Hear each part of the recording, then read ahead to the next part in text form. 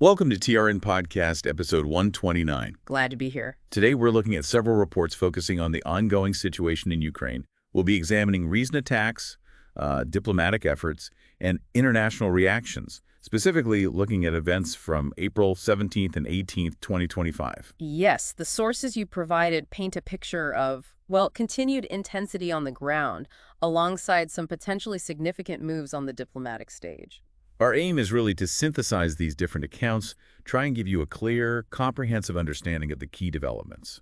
And right at the start, it's striking how this escalation in violence seems to be running parallel with these diplomatic initiatives.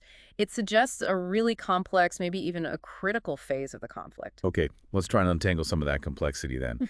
Starting with the recent attacks and, sadly, the civilian casualties, Dnipro seems to have been hit hard by Russian drone attacks. Yes. The reports are quite alarming, actually. The regional governor, Selenskyj, reported at least 3 deaths. Tragically, one of them was a child. Oh, terrible. And injuries, too. Yeah, at least 30 injured, and I think he said 5 of those were minors.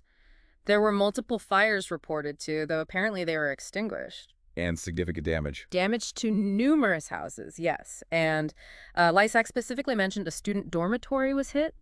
Plus, Suspilm, the broadcaster, reported multiple explosions heard across the city. Right. And it's worth remembering, Dnipro is a major hub for Ukraine's defense industry, as the sources pointed out. Exactly. That makes it a strategically important target, unfortunately. And then there were the events in Kharkiv as well. That's right, a Russian missile attack there. And the casualty numbers actually increased from initial reports. Oh. Yeah, the mayor, Ihor Terekov, updated the figures to 1 death and 54 injuries. Initially, I think it was reported as 20 injured. Wow, quite a jump. It is. And preliminary information suggests damage to about 15 residential buildings.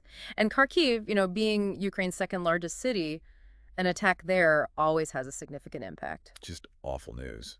And the attacks weren't limited to those 2 cities, were they? No, unfortunately not. In Sumy, that's in the northeast, a drone attack reportedly killed 1 person and injured another, according to the acting mayor, Artem Kobsar. A building was hit there. And down in the Kherson region, Governor Alexander Prokudin reported that 2 road workers were killed by a Russian drone strike.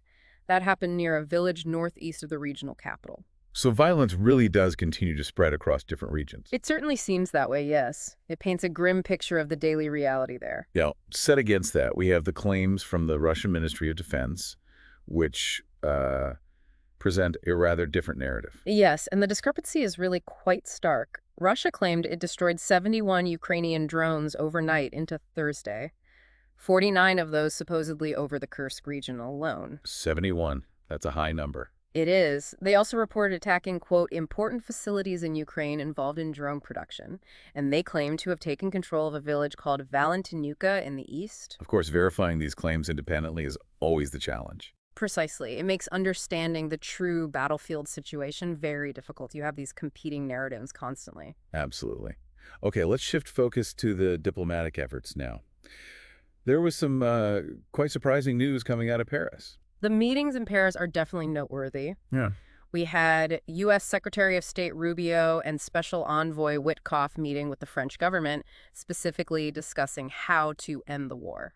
Standard diplomatic track, perhaps. You might think, but the surprise was the arrival of a high-level Ukrainian delegation in Paris, seemingly around the same time. Oh, interesting. Who was involved? We're talking top figures: Andrei Yermak, the head of the presidential administration, Foreign Minister Andriy Sybiha, and also Defense Minister Rustem Umerov.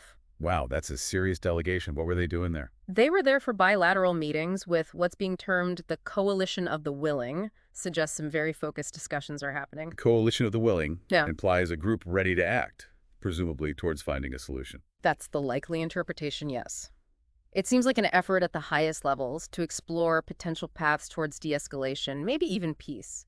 The presence of such senior Ukrainian officials signals, well, a sense of urgency. And how is Russia responding to all this diplomatic activity? Any signals from the Kremlin?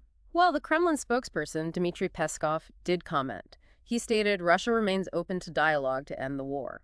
Okay. But, and this is the standard condition, he emphasized the need to safeguard Russia's own interests. This came seemingly in response to statements made by U.S. President Donald Trump. Right, the usual caveat. Interesting timing, though. And there were different signals coming out of the U.S. itself, weren't there? Yes, and that's quite striking. You had Vice President J.D. Vance meeting with Italian Prime Minister Meloni expressing optimism about the U.S.'s ability to help end the war. Okay, a positive note. But then you had Secretary of State Rubio suggesting U.S. peace efforts might actually end soon, within days, even if clear signs of an agreement don't emerge. Optimism versus a potential deadline. That suggests some internal discussion, perhaps, or different assessments within the administration. It certainly could point to that. Different perspectives on the likelihood of success, maybe, or perhaps different strategies being employed. Then there was the issue of the moratorium on attacking energy infrastructure. That expired. It did. That 30-day pause, which was initiated after a call between Putin and Trump, has run its course. And the status now. The Kremlin basically said there are no further instructions from President Putin on the matter. This is despite, both sides accusing each other of violating the pause while it was supposedly active.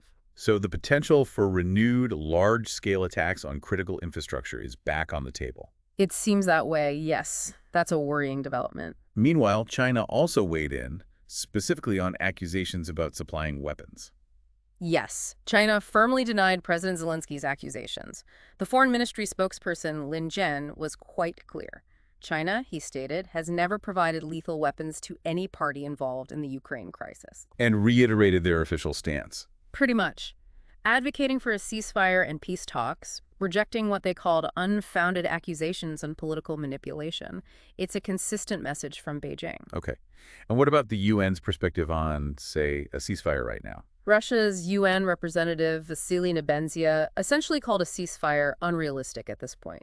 Why unrealistic? He cited the failure of that agreement to halt attacks on energy infrastructure, the one we just discussed, and also raised the unresolved issue of how you would even monitor a potential ceasefire effectively. So deep skepticism from the Russian side at the UN about immediate ceasefire prospects. That's the message, yes. Highlighting the practical difficulties and perhaps a lack of trust. And back in Europe, there were discussions in Germany, particularly regarding the Taurus missiles. Right. Lars Klingbeil, the co-leader of the SPD party, part of the governing coalition, he stressed the need for consensus within the German government before any further military support decisions are made, specifically mentioning the Taurus cruise missiles. Has there been any agreement on that front? According to Klingbeil, no specific agreements on weapon systems like Taurus were reached during coalition talks, and he reiterated the SPD's position, which remains against sending them. So, still internal debate within Germany. Seems so. He was also quite cautious about potential German participation in any future peacekeeping force. It really highlights the domestic political complexities involved in providing military aid. Okay, and just finally, before we wrap up the specific reports, Ukraine's own claims about intercepting missiles and drones. Yes. The Ukrainian Air Force reported intercepting 3 Iskander-K cruise missiles and 23 drones overnight. Out of how many launched, according to them? They claimed Russia launched a total of 6 cruise missiles and 37 drones in that wave. So they're claiming a partial success rate. That's their report. Again, it's crucial to note this is the Ukrainian account, and independent verification is, as always, difficult. And it contrasts, of course, with the Russian claim of destroying 71 Ukrainian drones we mentioned earlier, shows that information warfare component. Definitely highlights the challenge in getting a clear, objective view of the military situation. Absolutely. So, pulling this all together, it seems the situation on the ground remains incredibly volatile. Continued attacks, tragic casualties. Yes, definitely. But at the exact same time, you have these diplomatic efforts underway, particularly in Paris, though they come with, varying degrees of optimism and some pretty significant conditions attached. And the international dimension is key. The stances of the U.S., China, Germany, the UN, they all add these extra layers of complexity. What's particularly striking, I think, is that juxtaposition. You've got intense ongoing attacks causing real suffering happening alongside these high-level diplomatic maneuvers. It really underscores the urgent need for de-escalation, doesn't it? It does. And the differing views on whether peace is even possible right now and under what conditions. Well, it shows the huge challenges that lie ahead. Which brings us to a final thought for our listeners to consider. How do these seemingly contradictory developments, the relentless violence on one hand, and these diplomatic talks on the other, how do they actually influence the potential paths towards some kind of resolution? And crucially, what role might international pressure ultimately play in shaping whatever outcome emerges? That's the core question, isn't it? How these forces interact and which path eventually prevails.